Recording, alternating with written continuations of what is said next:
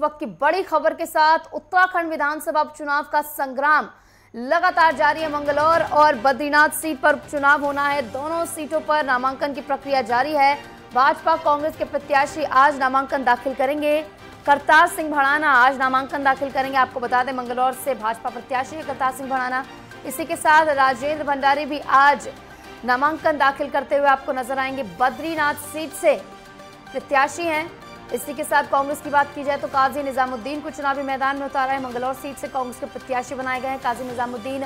लखपत बुटौला कल दाखिल करेंगे नामांकन। बद्रीनाथ से कांग्रेस प्रत्याशी है लखपत बुटौला। नामांकन भरने की कल अंतिम तारीख है।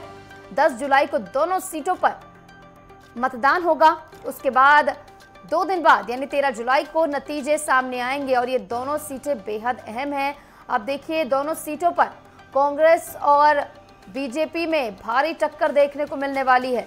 मंगलौर और बद्रीनाथ ये दोनों सीटें जिन पर उपचुनाव होना है। 10 तारीख को मतदान होगा, 13 तारीख को नतीजे आएंगे और तैयारियां दोनों तरफ से तेजी से चल रही हैं। कांग्रेस की ओर से कल एक बैठक भी की गई जिसमें प्रत्याशी को जिताने की अपील की गई। इसी के साथ आज नामांकन करने वाले हैं बीजेपी के दोनों प्रत्याशी, जिनके नामांकन में सीएम धामी खुद शिरकत करने पहुंचेंगे। और विधानसभा की मंगलौर सीट की बात की जाए तो ये वो सीट है जो कि राज्य गठन के बाद से अब तक बीजेपी के पास नहीं आई, यानी बीजेपी अब तक इस पर अपना खाता नहीं खोल पाई है। तो बीजेपी के सामने बड़ी चुनौती है कि इस सीट पर बीजेपी को काबिज होना है और इसका रीजन ये माना जाता है कि मजबूत प्रत्याशी के अभाव और सीट के सामाजिक ताने बाने के सामने बीजेपी कामयाबी हासिल नहीं कर पाती है और हमेशा बीजेपी को अब तक इस पर मुंह की खानी पड़ी है। और इस बार बड़ी चुनौती बीजेपी के सामने है क्योंकि 5 की 5 सीटों पर बीजेपी ने क्लीन स्वीप किया है। तो क्या इस ट्रेंड को बीजेपी इन दोनों सीटों के उपचुनाव में भी बरकरार रख पाएगी या नहीं, ये भी बड़ा सवाल है क्योंकि तैयारियां दोनों तरफ से तेजी से चल रही हैं। और आज नामांकन दाखिल करते नजर आएंगे कांग्रेस और बीजेपी के प्रत्याशी आपको, जहां पर कल अंतिम तारीख है। 10 तारीख को मतदान होना है और उसके बाद 13 जुलाई को इसके नतीजे सामने आएंगे।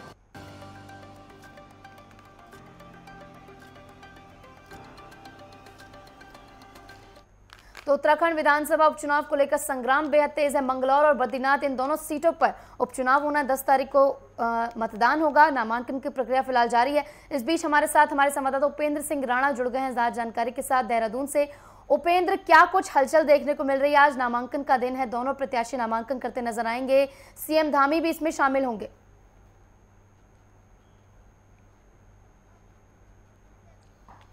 देखिए, जिस प्रकार से उत्तराखंड में 2 विधानसभा सीटों पर उपचुनाव होने हैं, जिस प्रकार से हरिद्वार जिले के मंगलौर विधानसभा में उपचुनाव है और उसके साथ ही बद्रीनाथ विधानसभा में भी उपचुनाव को लेकर नामांकन जो है वो आज होना है। वहीं मंगलौर विधानसभा में हम अभी खड़े हैं और नामांकन प्रक्रिया जो है कुछ ही देर में शुरू होगी और क्योंकि मुख्यमंत्री पुष्कर सिंह धामी भी इस नामांकन प्रक्रिया में जो है वो शामिल होंगे।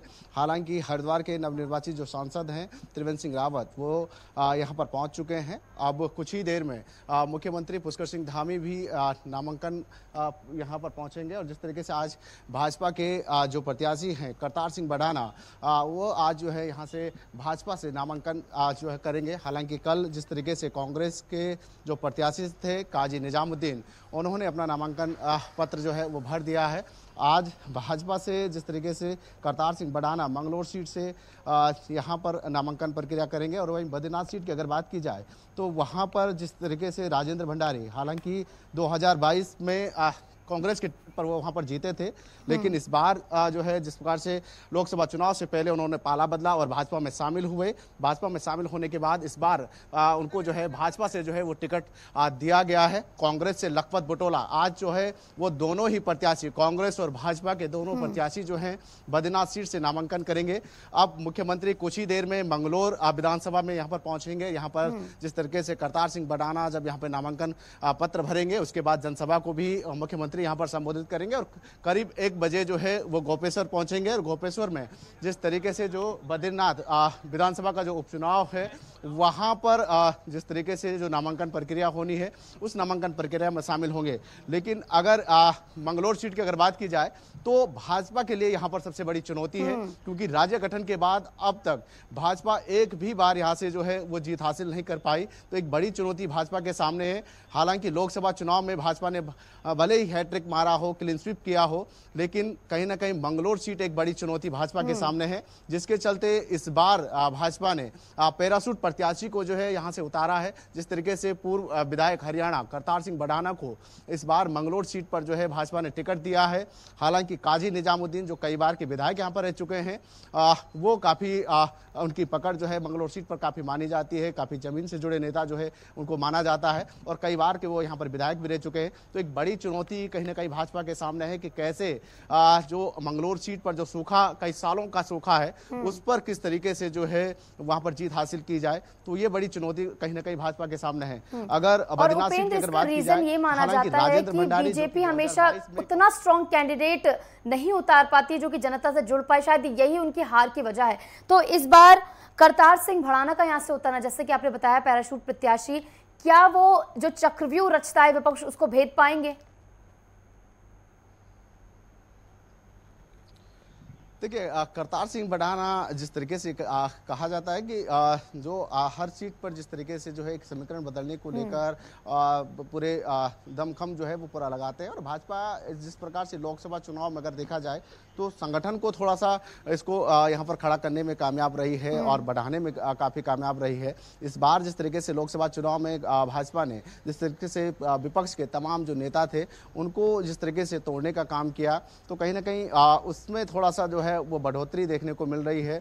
और करतार सिंह भड़ाना जिस तरीके से जो ऐसी सीट से आते हैं तो उनमें कहीं ना कहीं जो ऐसी समाज है वो कहीं ना कहीं उससे जो है वो उससे आएंगे। और दूसरा अगर देखेंगे तो यहाँ पर जो है तमाम जो यहाँ पर जो करतार सिंह भड़ाना के जो तमाम जो सहयोगी हैं, तमाम जो उनसे से जुड़े हुए जो लोग हैं, वो कहीं ना कहीं उनका वोट बैंक जो है वो यहाँ पर कुछ % जो है वो बढ़ता है। और दूसरी ओर कहीं ना कहीं भाजपा के सामने एक चुनौती रहती है कि उस तरीके के प्रत्याशी यहाँ पर भाजपा को नहीं मिल पाते जिस तरीके की यहाँ पर पृष्ठभूमि है, क्योंकि यहाँ पर हर जाति धर्म समुदाय के लोग जिस तरीके से और विशेष समुदाय के लोग जिस तरीके से रहते हैं, उस तरीके के नेता जो है वो भाजपा के सामने नहीं है। तो ऐसे में एक बड़ी चुनौती कहीं ना कहीं भाजपा के सामने है कि कैसे यहाँ पर जो है वो जीत हासिल की जाए। लेकिन पूरी कोशिश जो है इस बार भाजपा करेगी कि जो इतने काफ़ी लंबे समय का जो सूखा है उसको खत्म करने की एक बड़ी चुनौती कहीं ना कहीं कांग्रेस के भाजपा के सामने है।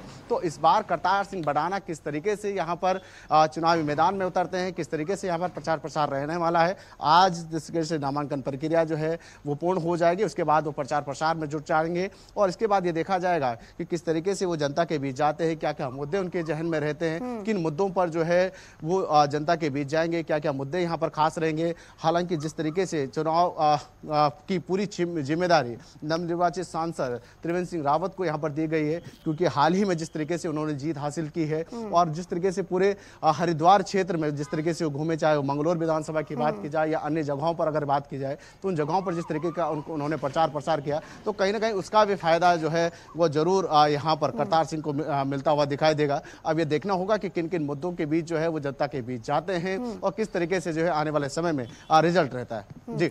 और उपेंद्र, जब से लोकसभा चुनाव के रिजल्ट आए तब से विपक्ष का कॉन्फिडेंस भी बेहद हाई हो गया है, तो क्या कुछ तैयारी विपक्ष की ओर से की जा रही है? क्योंकि कल एक बैठक भी हुई थी, काजी निजामुद्दीन को जिताने की अपील की गई तमाम नेताओं की ओर से, और ये हलचल देखने को मिल रही है। उपेंद्र,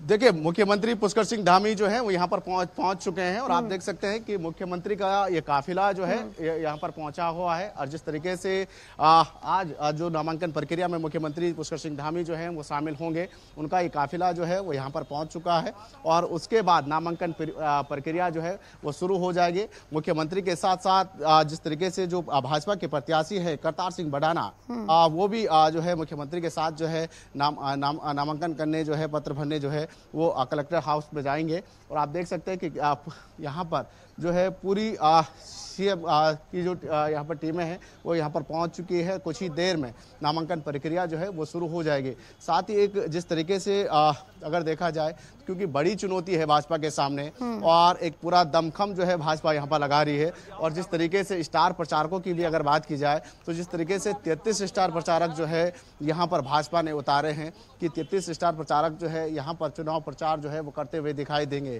तो एक तौर पर ये साफ तौर पर ये देखा जा सकता है कि कितनी बड़ी चुनौती भाजपा के सामने है। हालांकि संगठन को जो है काफ़ी बड़ा करने में कोशिश संगठन को खड़ा किया है, लेकिन अभी भी कहीं ना कहीं कई जगह ऐसी है, कई विधानसभाएं ऐसी हैं जहां पर भाजपा के सामने बड़ी चुनौती जो है वो रही है। और लोकसभा चुनाव में भी ये मंगलौर विधानसभा ऐसी विधानसभा रही है जहां पर सबसे कम बहुमत जो है भाजपा को मिला है। तो ऐसे में कहीं ना कहीं चुनौती भाजपा के सामने सबसे बड़ी है कि कैसे वहां पर वोट प्रतिशत को बढ़ाया जाए और वहां पर किस तरीके से जो है वो जीत हासिल की जाए। जी। और जिस तरीके से बीजेपी का प्रचार अभियान अब देखने को मिलने वाला है, क्योंकि लोकसभा चुनाव में बीजेपी की ओर से पूरे दमखम से प्रचार किया गया, लेकिन फिर भी एज एक्सपेक्टेड रिजल्ट सामने नहीं आया। तो इस बार उपचुनाव के लिए, जहां पर बीजेपी के लिए बड़ी चुनौती है इन दोनों सीटों पर, तो क्या कुछ खास इस बार के अभियान में देखने को मिलने वाला है, प्रचार अभियान में?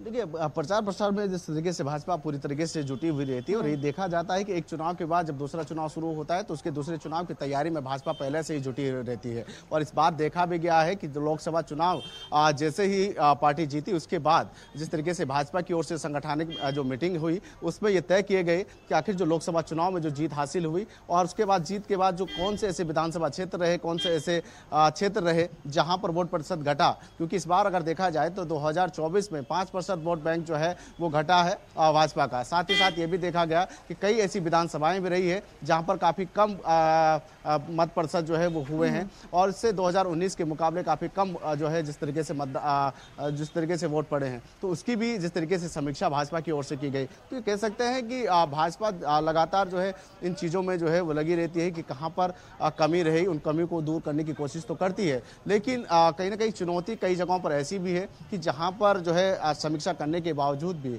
एक चुनौती लगातार बनी रहती है। तो कैसे जो है वहां पर जो है वोट को जो है वो बढ़ाया जाए, वोट प्रतिशत को कैसे बढ़ाया जाए, वहां पर कैसे जीत हासिल की जाए, उस तरीके की चुनौती अभी भी भाजपा के सामने। खासतौर पर ये मंगलौर विधानसभा की सीट ऐसी है जहां पर अभी तक भाजपा जो है वो जीत हासिल नहीं कर पाई। तो ऐसी बड़ी चुनौती जो है भाजपा के सामने है। हालांकि इसमें ये देखा जाएगा कि भाजपा के तमाम जो नेता, तमाम जो स्टार प्रचारक हैं वो कहीं ना कहीं राज्य सरकार की योजनाओं को गिनाने का काम करेंगे, केंद्र सरकार की योजनाओं को गिनाने का काम करेंगे, और किस तरीके से जो है इसका डेवलपमेंट किस तरीके से काम होना है, इन तमाम चीजों को गिनाने का काम जरूर करेगी। लेकिन जो वोटर्स हैं उनको अपनी ओर रिझाने की, अगर इस मंगलौर सीट की बात की जाए तो इस पे मुस्लिम जो आबादी है वो 45 लगभग 45% है। तो मुस्लिम को किस तरीके से साधती बीजेपी यहाँ पर नजर आएगी?